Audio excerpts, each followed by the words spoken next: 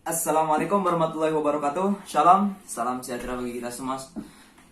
Om Swastiastu, Namo Buddhaya, salam kebajikan. Nam Adil Katarino, baca min kasurga basengat kajibata. Arus. Kali ini kami berdua hendak mulai video. Ya. Kami mau bikin video edupreneurship. Edupreneurship yang dipisah katanya menjadi education dan entrepreneurship. Oke. Ini tugas dari Pak Citra ya. Jadi dalam kuliah online dapat tugas ini, dan matkul yang satunya yang diampu oleh beliau, Sintek, itu dicutikan dulu. Masih belum ada kelanjutan karena sangat tidak memungkinkan jika dengan kuliah online, karena ketidakefektifannya itu sangat terlihat sekali. Oke, seperti yang sudah dikatakan saya tadi, Education dan entrepreneurship. Ya, Bentar. Ini kan nggak ada orang yang lain. Mereka bikin video masing-masing kan per orang. Jadi kita berdua nih. Alasan kita bikin berdua itu biar apa? Biar beda lah. Kita harus beda lah. jadi generasi yang akan datang tuh, kita harus berani ngambil jalan yang beda. Iya, betul. Anti mainstream. Ya. Jadi mungkin itu yang dari pengertian edupreneurship sendiri, itu adalah sebuah pendidikan yang berapa ya?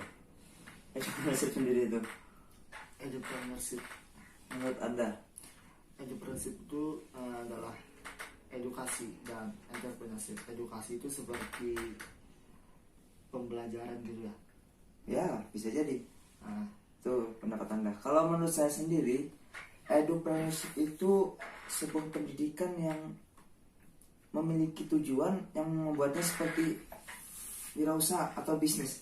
Kita lihat kayak teman-teman kita itu, si Fuyu, Widatul Husna. Widatul Husna, Aula Mukaromah, Yuda Hadi, Aula. ya Aula. Untuk aula ngapain ya? Itu mereka tergabung di lembaga kursus. Waduh, ini jadi kita promote mereka nih, King Iya. Stanford ya, mereka dari King Stanford. Oh iya, King Stanford. Itu kalau nggak salah Founder itu Pak Lukman ya? Ya, Pak Lukman. Ah, Karena beliau sedang kuliah di melanjut Australia. ke Australia. Iya. Moga lancar Pak kuliahnya Pak. Amin. Jadi mereka yang melanjutkan. Nah, itu menurut saya masuk ke edupreneurship karena mereka menjadikan ilmu mereka itu sebuah ladang penghasilan. Nah, gitu. Jadi edupreneurship itu adalah pendidikan yang bisa menghasilkan uang. Ya, begitu bisa jadi.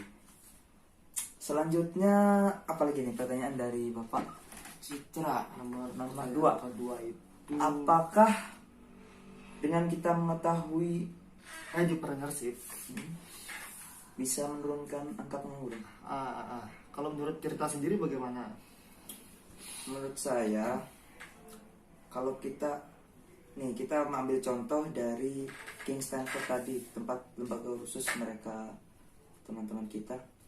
Jadi sebenarnya ini bisa menurunkan harga yang kira di warung.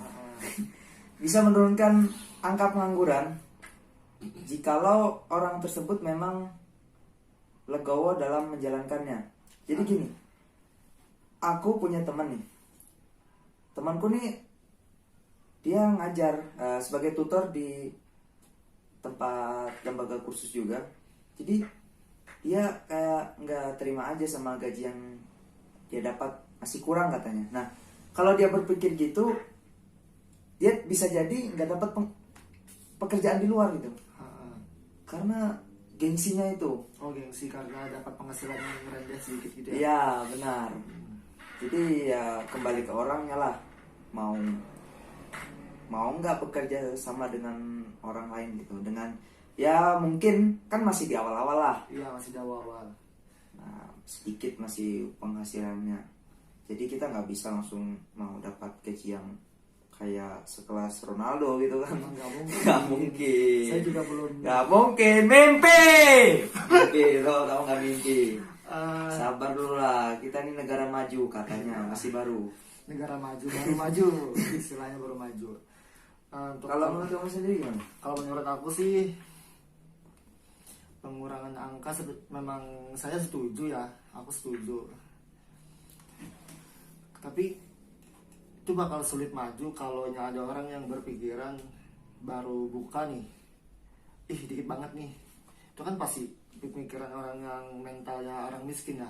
Iya. Nah, orang miskin itu selalu gitu. Mau cepat, mau Mau dapat cepat, duit instan. mau instan. Iya. Kalau mau instan ya ngepet aja. Bener. Atau cari Ngepet tuyul. tuh. Gitu. Udah sih, kita lanjut pertanyaan nomor 3. Yang ketiga itu apa yang Bisa Kita cek baca dulu. pertanyaan. Yang ketiga itu usaha atau bisnis apa yang sedang Anda jalankan sekarang ya, Sir?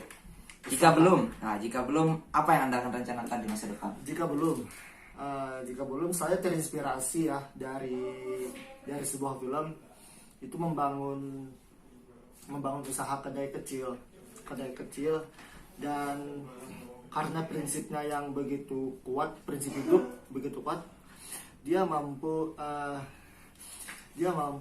membuka usaha waralaba atau warabala. Waralaba dong. Ya, Waralaba, telak bala. Waralaba. Orang Kalimantan telak bala katanya.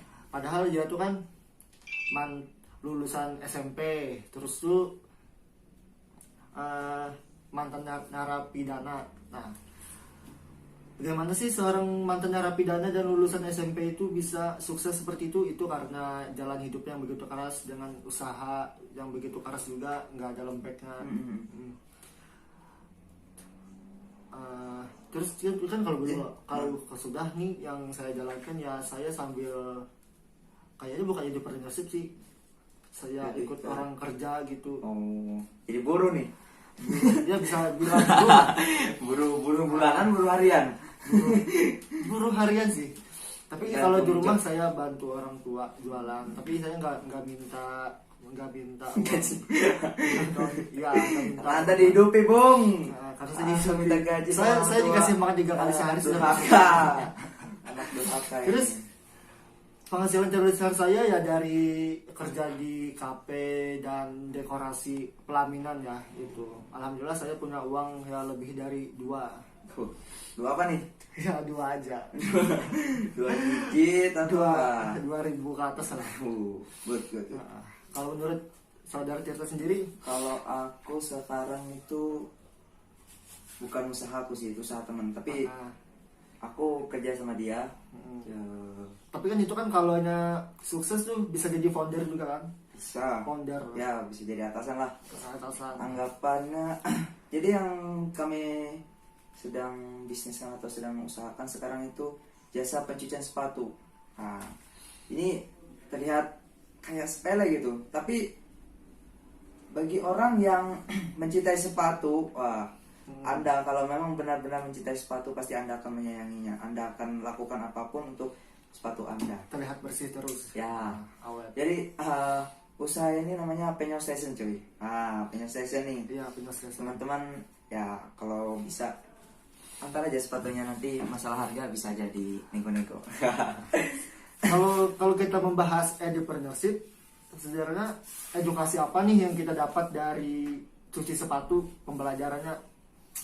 Pembelajarannya ya, kita menjadi orang yang bersih, menjadi orang yang penyayang, karena kita dimulai dari hal kecil, dari alas kaki. Terkadang kita tuh terlalu menyepelekannya begini. Sepatu kita itu bisa kita nggak cuci bisa 1 bulan. Nah, Iya, itu bahkan bisa lebih. Nah, Jujur begitu. ya, sepatu saya aja masih belum pernah saya cuci selama beli pertama kali sampai sekarang, mungkin 4 bulan. Oh, sepatu COD itu. Iya, sepatu cowok. Sepatu brand lokal Wah, cowok. iya. Jadi gitu. Lanjut yang keempat. Bagaimana cara menjalankan usaha dan bisnis Anda? Gimana tadi?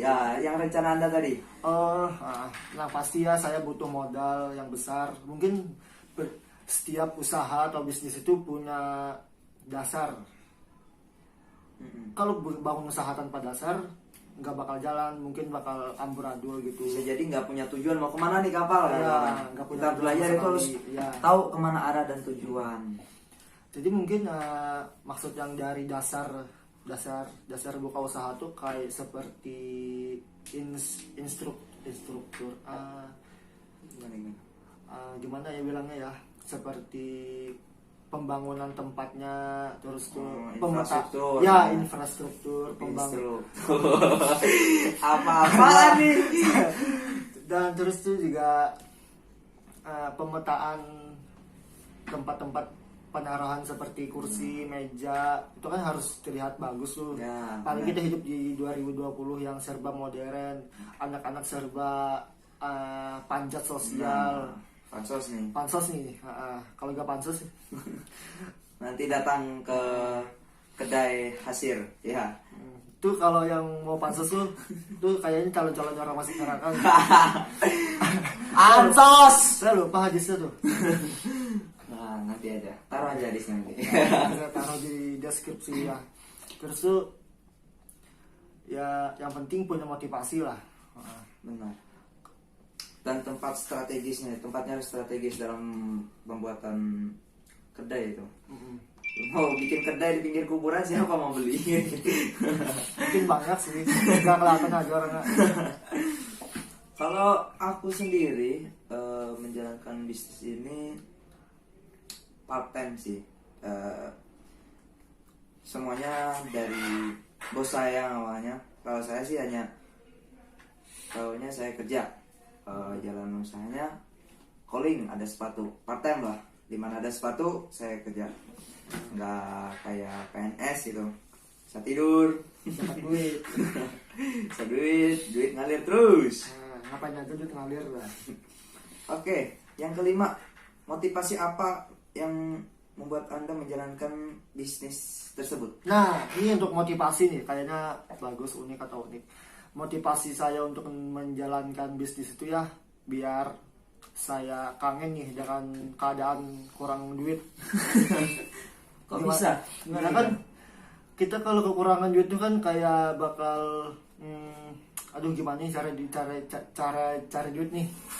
Aduh, mau ini nggak ada duit, gitu kan. Kalau kita punya banyak duit kan, jadi kita tuh bisa beli apa aja. Kita bisa mau ini tinggal beli, tinggal ini tinggal beli. Kan kalau yang kurang duit, kita pasti mikir lagi cara cari kerjaan. Nah itu, jadi motivasi itu biar kangen dengan keadaan kekurangan duit. Kangen kapan Anda miskin itu? Ya. Pengen ini tapi nggak punya duitnya. Iya. Aduh. Kalau saya awalnya kami itu bertiga dari pencetus mau bikin penyu station. Sebenarnya bukan penyu station dulu. Kami awalnya bos saya itu menginginkan kami membuka penyablonan baju dan semacamnya lah. Saya orang mau pesan baju olahraga dan sebagainya. Awalnya tuh. Namun setelah berpikir sepertinya sudah terlalu banyak dan jangka waktu dalam pemutaran uangnya itu terlalu lama. Karena bisa apa ya? Tidak setiap saat, mungkin ada waktunya. Nah, dalam pemutaran itu terlalu lama. Lalu tidak lama kemudian awal dari tahun 2018 kayaknya. Iyalah 18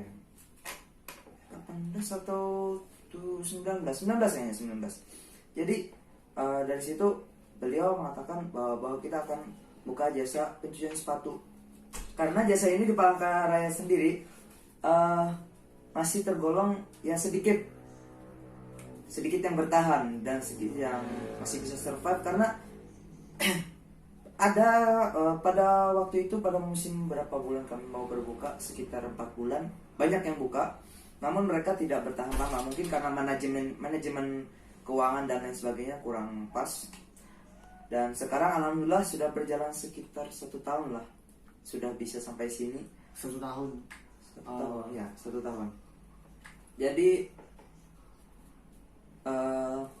mungkin dan juga referensi dari bos saya ini, referensinya ada Dokter Tirta.